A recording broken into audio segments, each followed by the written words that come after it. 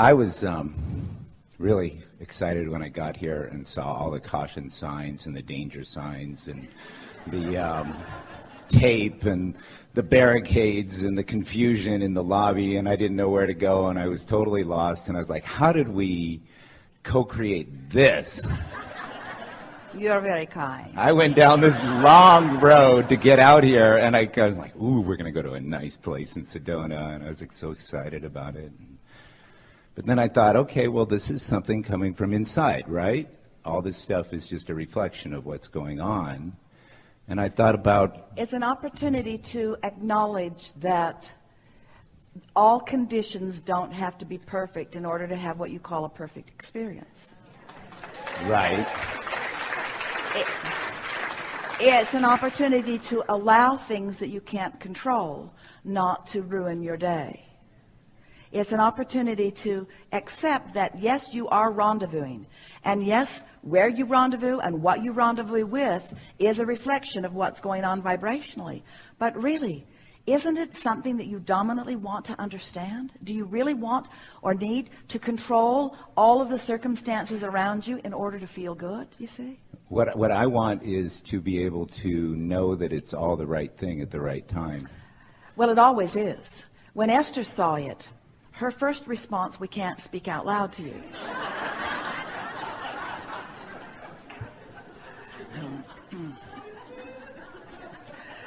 And what her discord was first and foremost about was her concern about your experience. But we've been wanting to help her with that for a long time because we don't want Esther to take responsibility for your experience.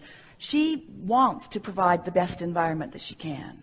And if you were coming to her property, she would make sure that everything was the way it should be before you would be invited there. Right. But this is not her property, and so she does not have that sort of control. But the thing that bothered her more, that was more at the heart of her verbal and emotional discord, was an acknowledgement that her vibration is right where she left it in this place. Right. Right.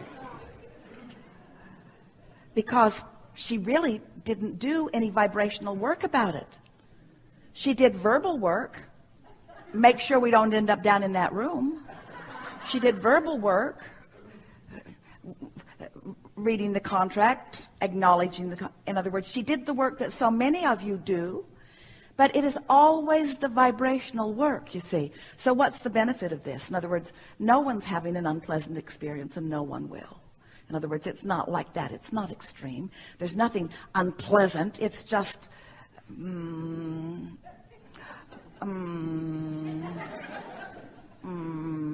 inconvenient. I don't know. For me, it was more the expression of the mystery of exploring, going into what our desires are and what it unfolds, and that it's not just obvious in a great Well, how many of you think that what deliberate creation is, and in light of the conversation that we've just had, your answer may be muted or it may have expanded or evolved just since you've been sitting in these chairs.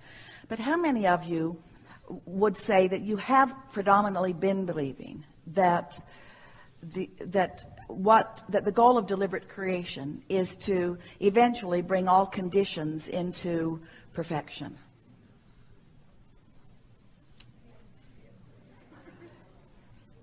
What's the point of being a deliberate creator if you can't get what you want, right?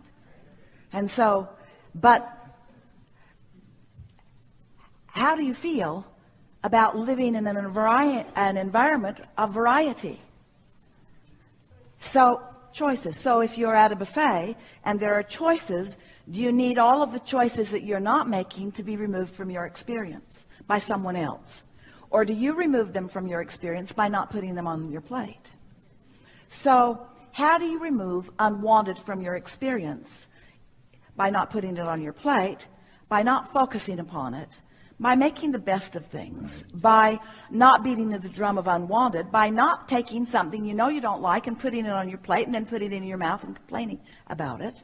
In other words, by not exaggerating it, but by making lighter. You see, the way Esther will release things like this from her experience is by making lighter of them when they come, and by acknowledging that it really is not her job to create a perfect world for anyone else.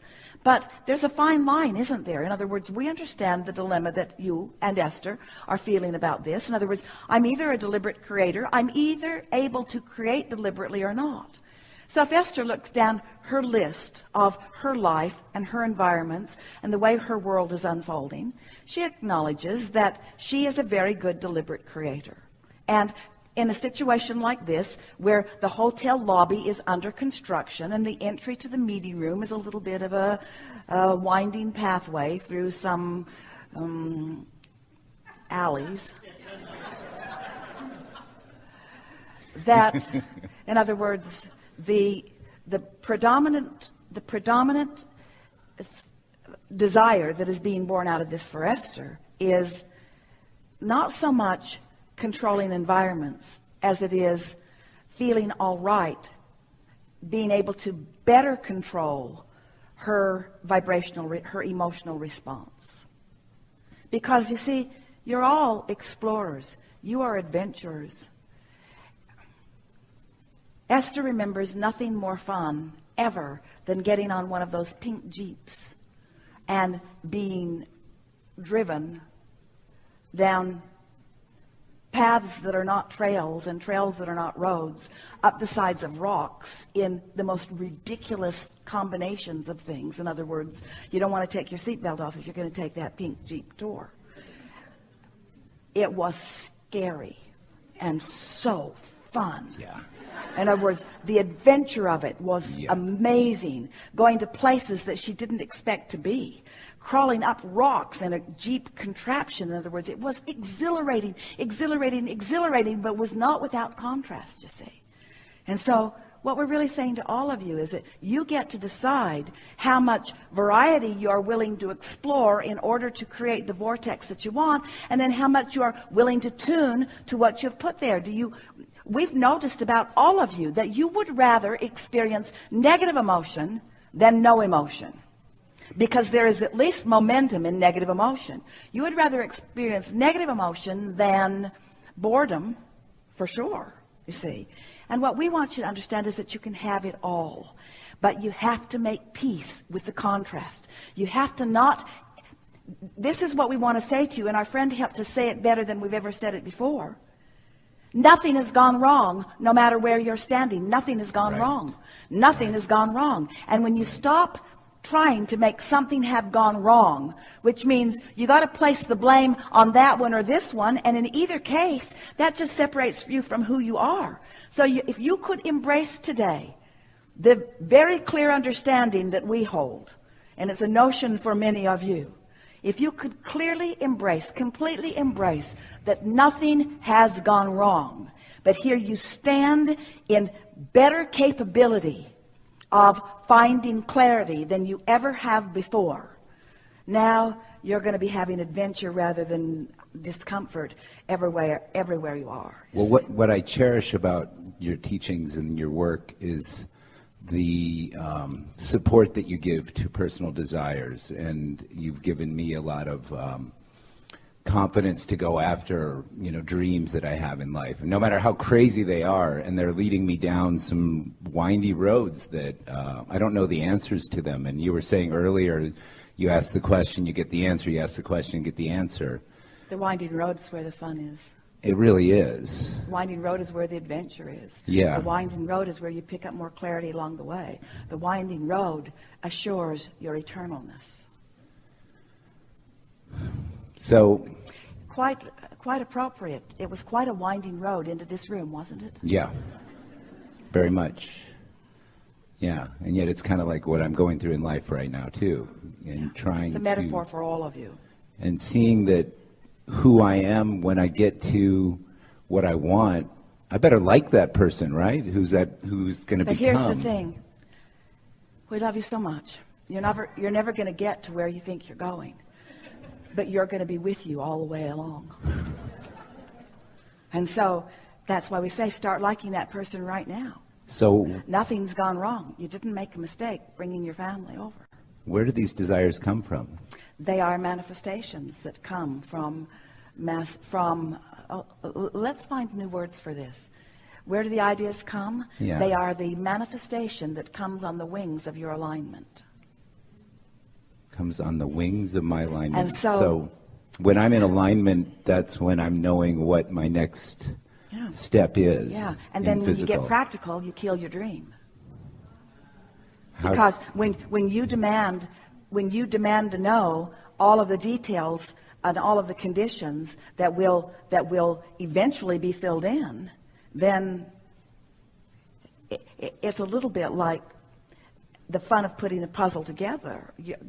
You don't usually want to buy them already assembled. Oh, look what I got. 5,000 pieces, fills up this whole big table. And the good part is we don't have to put it together. Everyone come round, and everyone just kind of comes and says, now what should we do? Yeah. Now what we should do? And nobody said that was fun.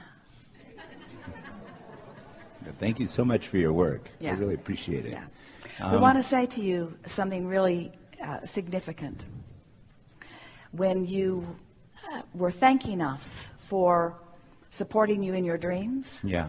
they're our dreams too. Thank you.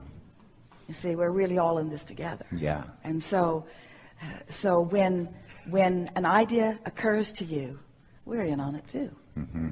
And but we never join you in the discordant part of it. No, you don't, do you? Leave me all alone over there. That's why it feels alone. We're not over there with you. If we'd go with you, you wouldn't feel alone. You'd feel on the path. You see. So it's your job to stay in that place of not beating up on yourself and not doubting and not fearing and not questioning